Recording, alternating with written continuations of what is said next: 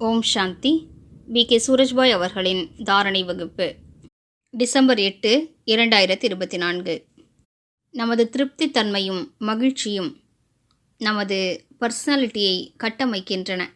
பகவானுடைய குழந்தைகளின் பர்சனாலிட்டி எவ்வாறு இருக்க வேண்டும்? சற்று சிந்தித்து பாருங்கள். முகத்தில் தூய்மையின் ஜொலிப்பு இருக்க வேண்டும். கண்களில் ஆன்மீக தன்மை இருக்க வேண்டும்.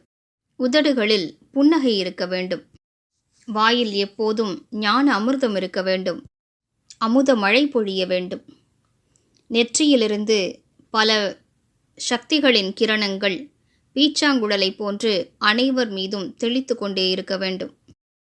ஒவ்வொரு அடியிலும் பன்மடங்கு வருமானத்தை சேமித்து கொள்ள வேண்டும்.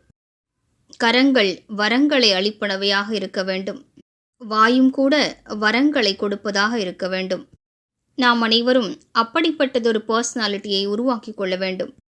எந்த ஆத்மாக்கள் வார்த்தைகளை குறைவாக பயன்படுத்துகிறார்களோ, 50 வார்த்தைகளை பயன்படுத்த வேண்டிய இடத்தில் 5 வார்த்தைகளாலேயே காரியத்தை செய்து முடிக்கிறார்களோ, அவர்களுக்கு வாக்கு சித்தி கிடைத்து விடுகிறது.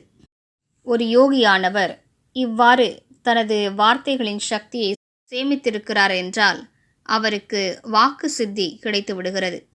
மேலும் நமது தூய்மை தன்மையோ அனைத்திலும் உயர்ந்த பர்சனாலிட்டி ஆகும். பாபா கூறியிருக்கின்றார், தூய்மை தன்மைதான் அனைத்திலும் உயர்ந்த பப்ளிசிட்டியினுடைய ஆதாரமாகும். ஏனென்றால் எந்தளவிற்கு நமது தூய்மை தன்மை அதிகரிக்குமோ, அந்த தூய்மை தன்மையின் சம்ஸ்காரங்களின் விதை இருக்கக்கூடிய தேவ ஆத்துமாக்கள் அதனால் கவர்ந்தெழுக்கப்பட்டு வருவார்கள். நாம் நமது தூய்மை தன்மையின் சக்தியினை அதிகரிப்போம்.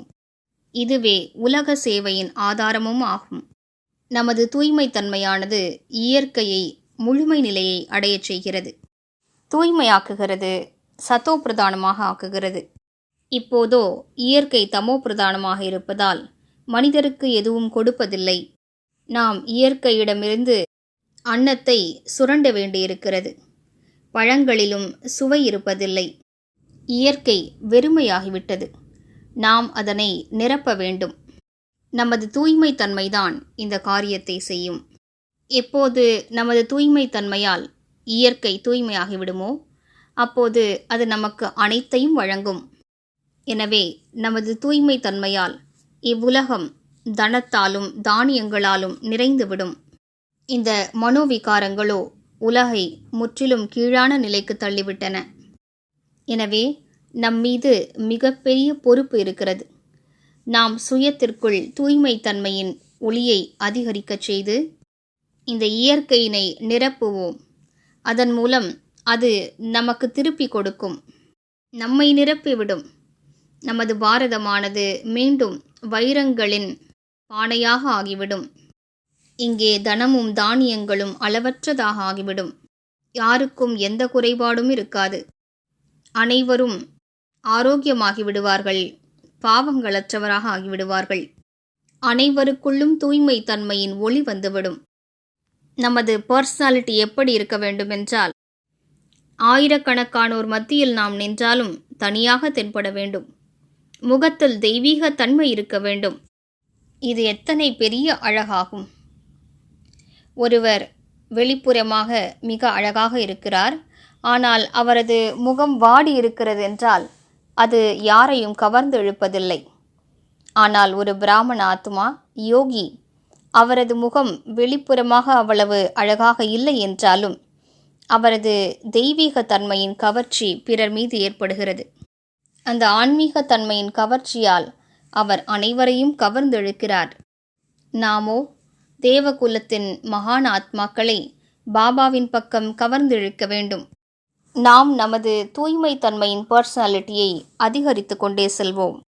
இன்று முழு நாளும் பயிற்சி செய்வோம். நாம் யாரை பார்த்தாலும் அவரை ஆத்மாவாக பார்ப்போம். மேலும் அவருக்கு தூய்மையான அதிர்வலைகளை பரவச் செய்வோம். நான் தூய்மை தன்மையின் சூரியனாவேன். இந்த சுயமரியாதையினை பயிற்சி செய்வோம். மேலும் என்னிடமிருந்து தூய்மை தன்மையின் தங்க நிற ஒளிக்கதிர்கள் பீச்சாங்குழலை போன்று அனைவர் மீதும் பரவி கொண்டிருக்கின்றன. இந்த பயிற்சியை செய்து கொண்டே இருப்போமானால் நாலாபுறங்களிலும் உள்ள ஆத்மாக்களின் மீது நல்லதொரு தாக்கம் ஏற்படும். மேலும் அநேக ஆத்மாக்களுக்கு தூய்மை அடைவதற்கான தூண்டுதலும் கிடைக்கப்பெறும். எனவே இன்று ஒவ்வொரு மணி நேரத்திலும் 2 முறைகள் அனைவருக்கும் தூய்மை தன்மையின் அதிர்வலைகளை பரவச் செய்வோம். ஓம் சாந்தி.